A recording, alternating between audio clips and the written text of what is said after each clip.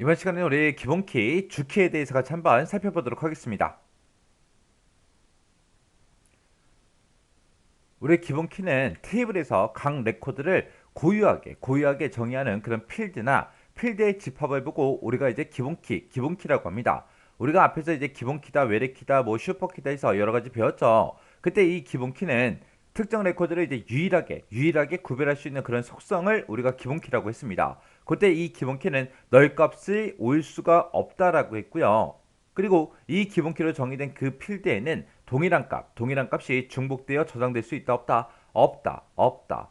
우리가 하나의 필드를 가지고도 우리가 기본키를 만들 수 있지만 여러 개, 두 개 이상의 필드를 묶어서 기본키도 우리가 설정할 수 있다라고 앞에서 우리가 배웠었습니다.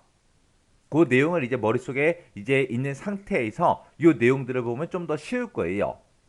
그래서 우리 기본키로 지정된 그 필드에는 중복된 값이 됐든 널 값이 됐든 이런 값들이 입력할 수 있다 없다. 만약에 이제 널 값이 됐든 중복된 값이 입력된 그런 필드는 우리가 기본키로 설정할 수 있다 없더라. 기본키는 중복된 값 안 돼요. 널 값도 안 돼요. 만약에 이런 게 들어있다 그러면 아예 기본키로 설정할 수가 없습니다.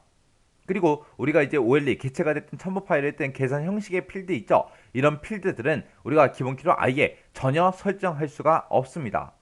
그리고 우리가 이제 특정 필드를 기본키로 설정하게 되면 해당 필드의 우리 인덱스 속성이 중복 불가능 이걸로 이제 자동으로 이제 설정이 됩니다. 해서 아예 기본키로 설정된 그 필드는 중복된 데이터가 아예 못 들어가게 그렇게 자동으로 인덱스 속성이 변경이 된다는 거예요. 해서 우리가 기본키로 이제 지정하게 되면 자동으로 그렇게 인덱스가 설정돼서 신속하게 정보를 우리가 찾거나 정렬도 할 수 있고요. 그리고 여러 개 필드를 합쳐서 여러 개 필드를 묶어서 우리가 이제 기본키도 지정할 수 있지만 기본키는 한 개만 지정도 할 수 있습니다. 우리가 하나의 필드를 가지고 기본키도 만들 수 있고 여러 개 필드를 합쳐서 기본키로 만들 수 있다. 그 얘기예요.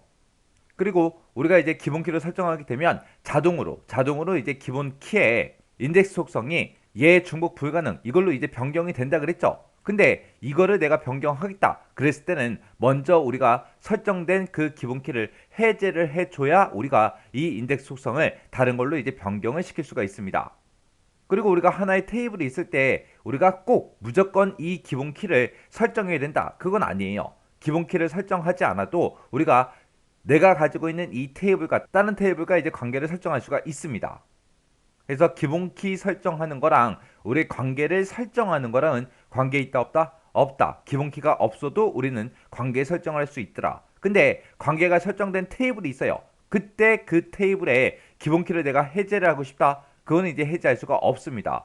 만약에 내가 관계에 설정된 그 테이블이 있는데 그거 이제 기본키를 내가 해제하고 싶어요. 그랬을 때는 기본키를 먼저 해제하려면 우리가 관계 설정한 거 있죠? 그거를 먼저 제거를 한 후에 우리가 기본키를 해제를 해줘야 돼요.